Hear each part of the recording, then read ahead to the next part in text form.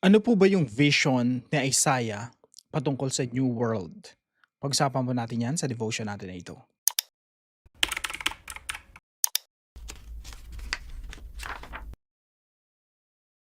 Magandang araw po sa bawat isa sa inyo. Welcome back to our 365 Daily Devotions Bible Characters Edition. Binabati ko po muna sina Enrico Lagak and Reggie Ricalde. Happy birthday po sa inyo. Nakikigalak po ako sa inyong kaarawan. Now, yung ating pag-aaralan po ngayon ay huling parte na po ng Book of Isaiah, yung sa topic natin patungkol kay Prophet Isaiah. So, etong mga nakaraan po, pinag-aralan natin ano ba yung problem, no? The Gospel according to Isaiah. We began with the problem and then yung standard. So, God is holy. Yun yung standard ng Diyos, holiness. Yung problem naman natin ay sin, kasalanan. So yung promise po ay isinugo ng Diyos ang ating Panginoon Kristo para po solusyonan yung problema natin. So yung devotion number 4 natin about the solution. And number 5 po, yung devotion po natin ngayon, ano po yung pag-asa natin? Ano po yung hinaharap? So sabi po rito sa Isaiah chapter 65 verse 17 hanggang 25. Basahin ko lang po muna yung verse 17. Sabi po rito, "See, I will create new heavens and new earth. The former things will not be remembered, nor will they come to mind." Ang sabi ni Yahweh, "Ako ay lilikha ng isang bagong lupa at bagong langit. Ang mga bakas ng nakaraan ay ganap ng malilimutan." Na yung background po nito, bisitahin po natin yung mga kings of Israel. So yung background po nito, ito po yung timeline natin, no? Both the northern kingdom and the southern kingdom of Israel, both of them became rebellious. Kaya po, dito po sa time ni Isaiah, yung northern kingdom po rito ay hinusgahan na ng Panginoon. At inaatake sila lang madalas ng Assyria, yung namumuong imperyo, nagiging powerful empire, yung Assyria during that time. At yung Northern Kingdom po eventually ay bumagsak at yung Southern Kingdom po ay nanganganib. Now, marami pong pinagdaanan na judgment yung Northern Kingdom and Southern Kingdom. Pero after judgment, after purification, kahit na nagre-rebelde yung Northern Kingdom and Southern Kingdom sa Diyos at lagi nilang bina-violate yung kautusan ng Diyos, lagi nilang nilalabag yung kautusan ng Diyos, ganun pa man yung Diyos preserve niya pa rin yung bayan ng Israel at yung Northern and Southern Kingdom. Meron laging remnant. Pag sinabi nating remnant, yung mga tapat sa Diyos, kahit na yung majority, kahit na yung buong bansa ay sumasamba na sa mga Diyos-Diyosan. So, merong judgment sa kanila. At the same time, may preservation. Preserve ng Diyos yung mga tunay na mananampalataya. At after po nun, after all this judgment, meron pong renewal. Merong promise of renewal. So, pagdating po rito sa Isaiah 65, sabi rito, "I will create new heavens and new earth." Sabi niya, hindi po ito ibig sabihin nito wawasakin yung yung heavens, yung mga kalangitan, yung magbabagsakan yung mga bituin. Hindi po ito literal na kumbaga ipe-phase out or gugunawin yung luma tapos gagawa ng panibago. Ang ibig sabihin po ng "I will create new heavens and new earth", magkakaroon ng renewal. Yung dati pa rin, no? Dati ito pa ring mundo na ito, ang gagawin ng Diyos ay isasaayos niya. Magwawagi ang kabutihan laban sa kasamaan. Magwawagi ang kapayapaan laban sa kaguluhan. At magwawagi ang kalooban ng Diyos dito sa lupa ng gaya sa langit. So sabi niya, "I will create new heavens and new earth. The former things will not be remembered, nor will they come to mind." Ito po yung mga katuroan natin ngayong araw. Number 1 po, our present sufferings are not worth comparing with our future glory. Yung mga kasalukuyan nating paghihirap, yung mga kasalukuyan nating mga problema, kahit pa personal yan, no, meron kang karamdaman, um, let's say malubha yung karamdaman mo, no? Ah, let's say meron kang stage 4 cancer. Yung iba sa atin, iba't ibang karamdaman o ang problema naman nasa relasyon o ang problema ay broken family, ang problema ay finances. Kung ano man yung mga problema natin na kinakaharap sa kasalukuyan, lahat po ng ito ay mapapawi. Lahat po ng ito ay hindi mo maikukumpara doon sa hinaharap natin, sa future natin. So our present sufferings are not worth comparing with our future glory. Kaya po sabi ni Apostol Pablo sa Romans chapter 8, verse 18, "For I consider that the sufferings of this present time are not worth comparing with the glory that is to be revealed to us." Sa Tagalog po, itunuturing ko na ang pagtitiis sa panahong kasalukuyan ay hindi karapat-dapat maihambing sa kaluwalhatiang mahahayag sa atin. Kaya mga kapatid, dahil tayo ay na kay Kristo, napakaganda ng future. Kahit ano pa yung nakalipas, kahit ano pa yung nakasalukuyan, kahit ano pa yung paghihinagpis at paghihirap natin, lahat ng mga luha natin ay papawiin ng ating Panginoong Kristo. Point number 2, God began to renew the world through Christ's death and resurrection. Now, yung promise po rito sa Isaiah chapter 65, ito po ay, pag binasa niyo po ito ng dire-diretso, ito po yung vision ni Isaiah about the new world. So, tingnan po natin yung ilang mga parte po nito, no? Sabi po rito, "Never again will there be in it an infant who lives but a few days, or an old man who does not live out his years." So, pinapakita rito na darating yung time, yung buhay ng tao mahaba. Hindi na sila mamamatay ng, sanggol pa lang patay na or nagkakasakit, bata pa lang namamatay na. Basahin ko po sa Tagalog. "Ang mga sanggol ay hindi na mamamatay, lahat ng titira roon ay mabubuhay ng matagal. Ituturing pa rin na isang kabataan ang taong 100 taon na. At ang hindi umabot sa gulang na ito ay ituturing na isinumpa."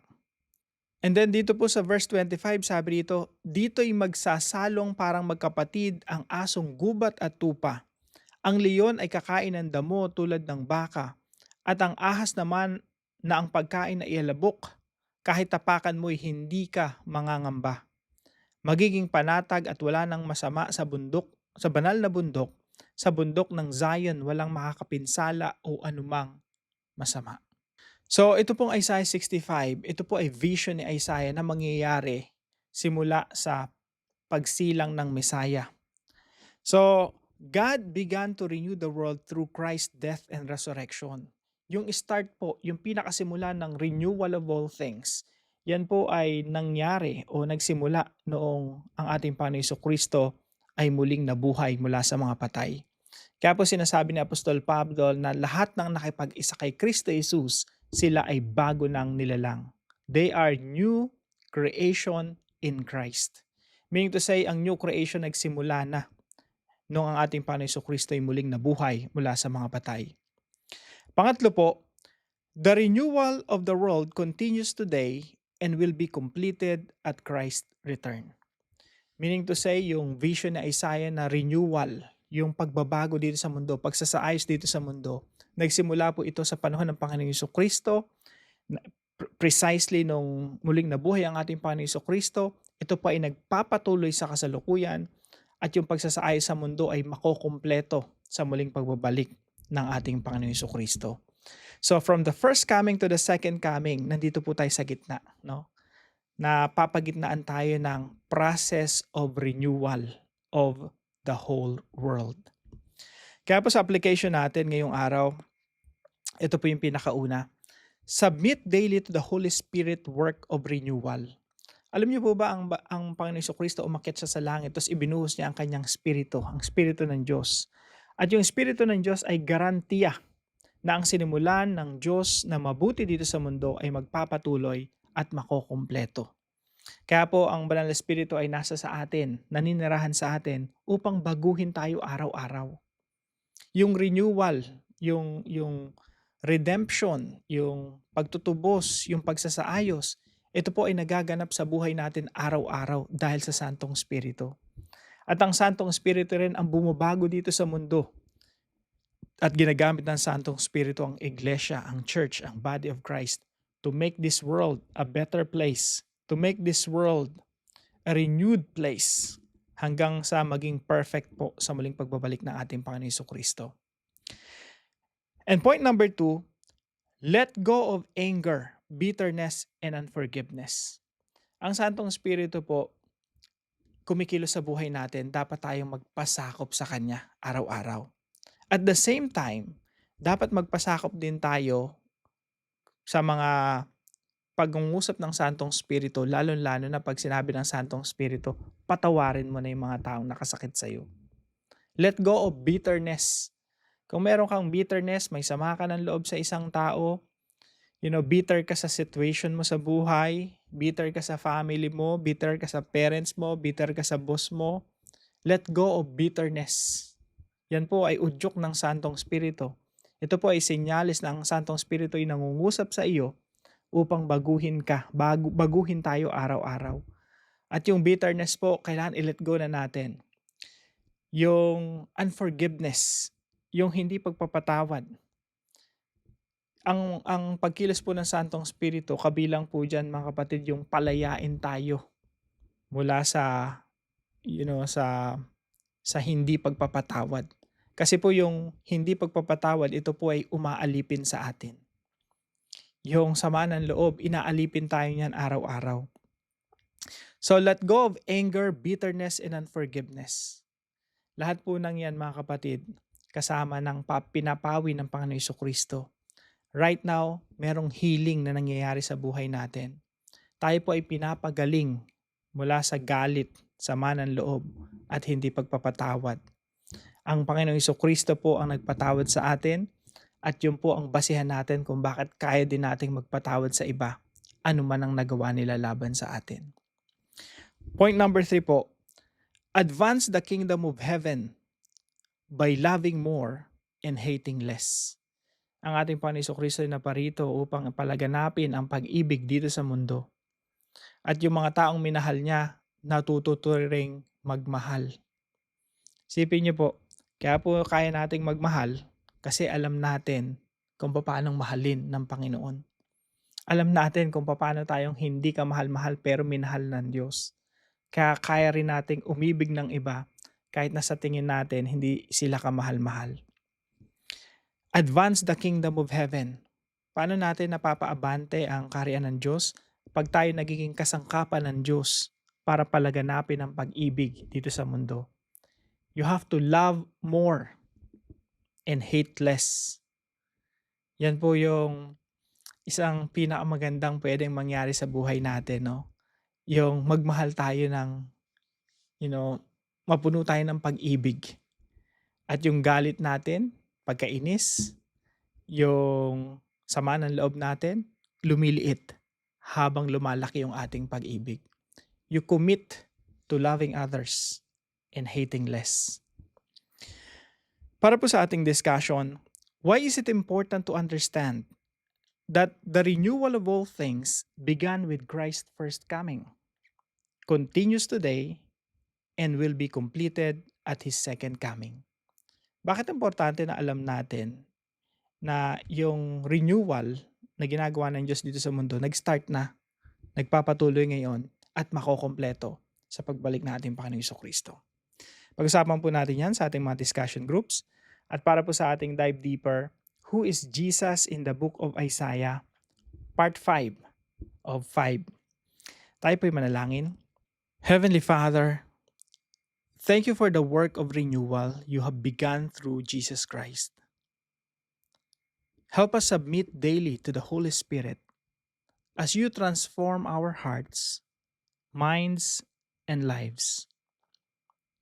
Teach us to let go of anger, bitterness, and unforgiveness that keep us from reflecting your grace. Fill us with the love of Christ so we may love more and hate less. Use our lives to advance your kingdom wherever you have placed us. Make us faithful instruments of your peace, mercy, and righteousness as we wait for Christ to make all things new. In Jesus' name, Amen and Amen. Maraming salamat po sa partner natin sa devotion natin na ito, si Ma'am Christine. Thank you po sa inyo. At kung kayo po ay merong natutunan, ipaalam nyo lang po sa comment section right below this video. And please don't forget to share this devotion to your family and friends. See you po tomorrow, 5 a.m. dito po sa ating Daily Devotions.